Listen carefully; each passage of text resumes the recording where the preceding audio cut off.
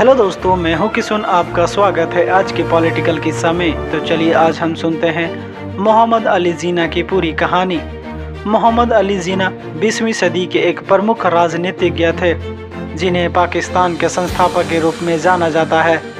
वे मुस्लिम league के नेता थे जो आगे चलकर पाकिस्तान के पहले गवर्नर जनरल बने। पाकिस्तान में उन्हें आधिकारिक रूप से कायदे आजम यानी महान नेता और बाबा ए कौम यानी राष्ट्रपिता के नाम से नवाजा जाता है। मोहम्मद अली जिन्ना का जन्म एक समृद्ध खोजा परिवार में 23 दिसंबर 1876 में कराची में हुआ था। उन्होंने बैरिस्टर की परीक्षा इंग्लैंड से उत्तीर्ण की।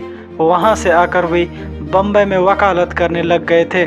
सन 1913 से 1918 तक वे हिंदू मुस्लिम एकता के समर्थक थे। सन 1916 में उन्होंने कांग्रेस और मुस्लिम लीग में समझौता करवाया था। 1920 में कांग्रेस की सरकार के विरुद्ध असहयोगी नीति के कारण वे कांग्रेस से अलग हो गए थे। 1928 में उन्होंने साइमन कमीशन के विरोध में मोतीलाल नेहरू और लाला लाजपत राय को साथ दिया था। 1928 के बाद जिन्ना ने राजनीतिक नीति में आश्चर्यजनक परिवर्तन करते हुए अपनी जाति का विश्वास प्राप्त करने के लिए सांप्रदायिक नीति को अपनाया और इसका प्रयोग नीति में किया, जिसकी वजह से मुसलमान जाति उन्हें अपना देवता मानने लगे। उन्होंने 1929 में 14 शर्तों वाला कार्यक्रम लीग के सामने प्रस्तुत किया।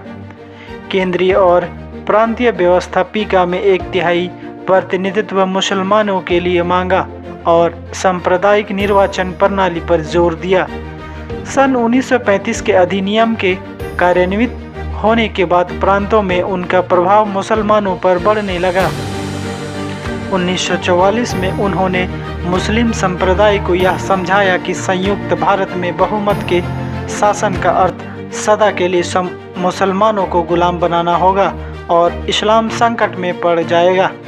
अपने प्रारंभिक राजनीतिक जीवन में वे राष्ट्रवादी तथा हिंदू मुस्लिम एकता के प्रतीक माने जाते थे। मुस्लिम लीग में प्रवेश के बाद कट्टर मुसलमानों के संपर्क में आकर हिंदू मुस्लिम एकता संबंधी विचारों को त्याग दिया और सांप्रदायिकता तथा कांग्रेस विरोधी विचारों को ग्रहण किया। भारतीय मुसलमानों के प्रति कांग्रेस के उदासीन रवैया को देखते हुए जिन्ना ने कांग्रेस को छोड़ दिया। मुसलमानों को स्वतंत्र राष्ट्र चाहिए थे। ये भूमिका उन्होंने लीग के व्यासपीठ से पहले बार रखी। उन्होंने देश में मुसलमानों के अधिकारों की रक्षा और स्वशासन के लिए 14 सूत्रीय संवैधानिक सुधार का प्रस्ताव रखा। लाहौर प्रस्ताव के तहत उन्होंने मुसलमानों के लिए एक अलग राष्ट्र का लक्ष्य निर्धारित किया। 1946 में ज़्यादातर मुस्लिम सीटों पर मुस्लिम लीग की जीत हुई और मोहम्मद अली जिन्ना ने पाकिस्तान की आज़ादी के लिए त्वरित कार्रवाई का अभियान शुरू कर दिया था। कांग्रेस की कड़ी प्रतिक्रिया के कारण भारत में व्यापक पैमाने पर हिंसा हुई।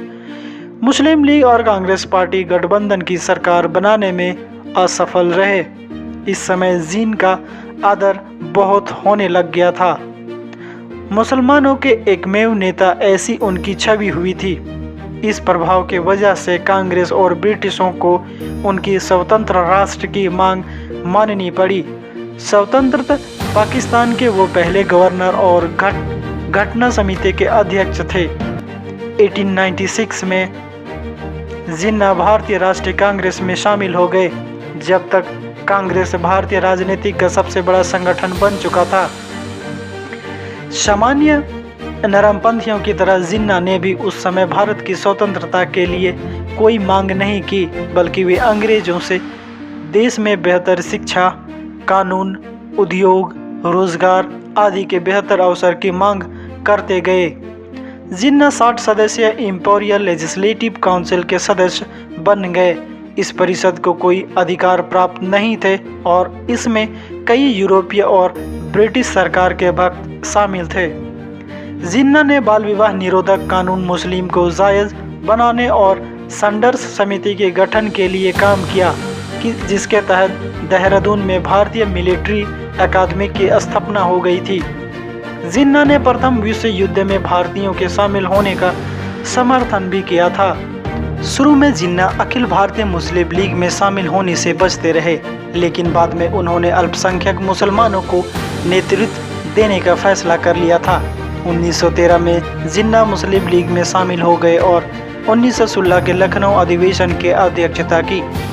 1916 के लखनऊ समझौता के कर्ता धर्ता जिन्ना ही थे। यह समझौता लीग और कांग्रेस के बीच हुआ था। कांग्रेस और मुस्लिम लीग का यह साझा मंच स्वशासन और ब्रिटिश शासकों के विरुद्ध संघर्ष का मंच बन गया। मोहम्मद अली जिन्ना ने लीग का पुनर्गठन किया और कायदे आजम के रूप में विख्यात हुआ। 1940 में उन्होंने धार्मिक आधार पर भारत के विभाजन तथा मुस्लिम बहुसंख्यक प्रांतों को मिलाकर पाकिस्तान बनाने की मांग की। बहुत कुछ उन्हीं वजह से 1947 में भारत का विभाजन और पाकिस्तान की स्थापना हुई। पाकिस्तान के पहले गवर्नर जनरल बनकर उन्होंने पाकिस्तान को एक इस्लामी राष्ट्र बनाया। पंजाब में दंगे तथा सामूहिक रूप से जनता का एक राज्य से दूसरे राज्य की निर्गमन उन्हीं के जीवन काल में हुआ। भारत और पाकिस्तान के बीच कश्मीर का मुद्दा भी उन्होंने ही खड़ा किया था। 11 सितंबर 1948 को कराची में उनकी मृत्यु हो गई। इतने में ही आज की किस्सा को मैं समाप्त करता हूँ। फिर मिलता हूँ इसी तरह नए किस्सों के साथ। अगर आपको अच्छा लगा तो सब्सक्राइब, लाइक, कमेंट, शेयर करना ना भूलें। तब तक के लिए जोहार।